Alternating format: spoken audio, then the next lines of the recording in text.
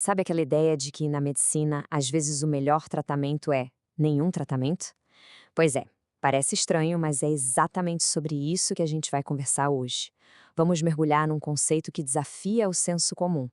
Quando deixar uma bactéria em paz é a atitude mais inteligente.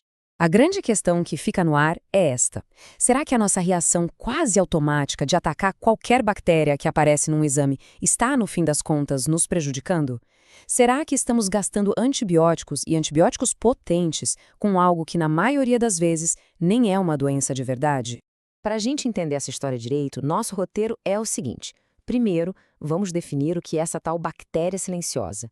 Depois, o dilema: tratar ou não tratar.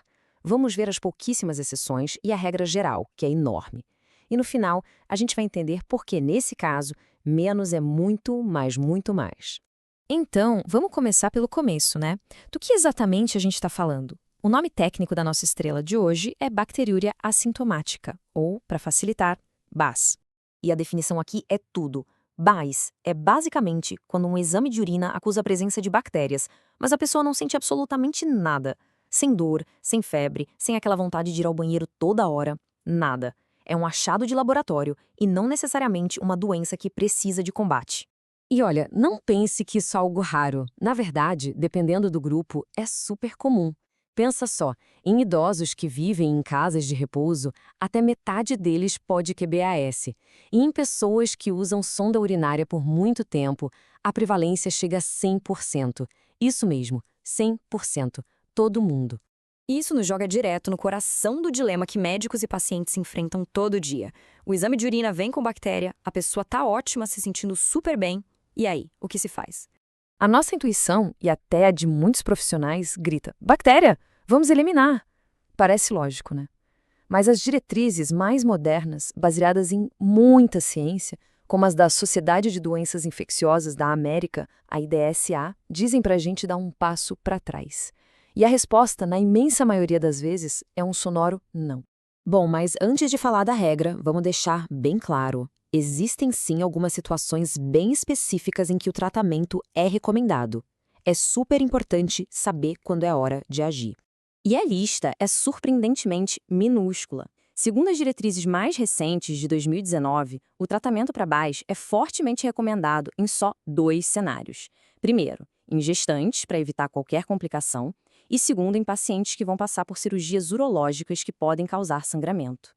E é isso. Acabou. Certo. Vimos as 2 exceções.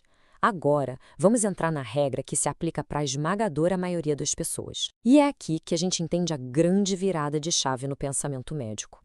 Então, para quem o tratamento não é recomendado? Vamos lá, um por um. Mulheres saudáveis. Não importa se antes ou depois da menopausa. Se não tem sintoma, não tem tratamento. Ponto. Idosos, mesmo aqueles que moram em casas de repouso e que a gente considera mais frágeis, achar bactéria na urina deles sem mais nada não é motivo para dar antibiótico. Pessoas com diabetes. A gente costuma pensar neles como um grupo de maior risco, mas as evidências são claras. Tratar a BAS não melhora em nada a vida deles. A mesma regra vale para bebês e crianças.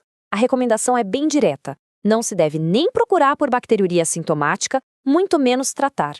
E até em casos bem específicos, como pacientes que receberam um transplante de rim. Depois do primeiro mês da cirurgia, tratar a BAS também não mostrou nenhum benefício. E para fechar, pacientes com lesão na medula ou aqueles que usam sondas urinárias por muito tempo. Nesses casos, a bactéria vai estar lá, é quase certo, e tratar só criaria um ciclo sem fim de resistência. Então, a mensagem é essa. A lista de quem não se deve tratar é imensamente maior. Ok, mas por quê? Qual é a lógica por trás de deixar as bactérias ali quietinhas? A resposta está em colocar os benefícios contra os riscos numa balança. E, na maioria das vezes, os riscos de tratar são muito maiores. E essas recomendações não são baseadas em achismo, não. Elas usam um sistema super rigoroso chamado GRADE, que basicamente dá uma nota para a força da evidência científica. E as recomendações contra o tratamento têm nota máxima, porque estudo após estudo mostra a mesma coisa. Não há benefício, só risco. A própria diretriz da IDSA bota o dedo na ferida. Ela diz que um simples resultado positivo no exame de urina vira um gatilho para usar antibiótico, com ou sem sintoma.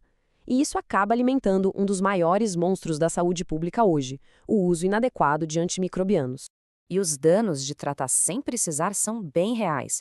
A gente está falando de aumentar o risco de infecções graves, como a por Clostridioides difficile, de causar efeitos colaterais dos remédios e, o pior de tudo a longo prazo, ajudar a criar as superbactérias. E o mais irônico, alguns estudos sugerem que, ao matar essas bactérias silenciosas, a gente pode abrir caminho para uma infecção de verdade no futuro. Resumindo a ópera, a mensagem é essa. Aprender a não tratar a bacteriúria sintomática é uma das ferramentas mais poderosas que a gente tem para garantir que os nossos antibióticos continuem funcionando. É sobre usar esses remédios tão preciosos só quando eles são de fato necessários. E tudo isso nos deixa com uma pergunta final para refletir. Essa discussão toda nos força a questionar uma ideia antiga. Será que o objetivo da medicina é deixar o nosso corpo estéril, livre de qualquer bactéria? Ou será que o foco deveria ser em tratar aquilo que realmente nos adoece, que nos causa sintomas e sofrimento? A resposta para essa pergunta está mudando a medicina.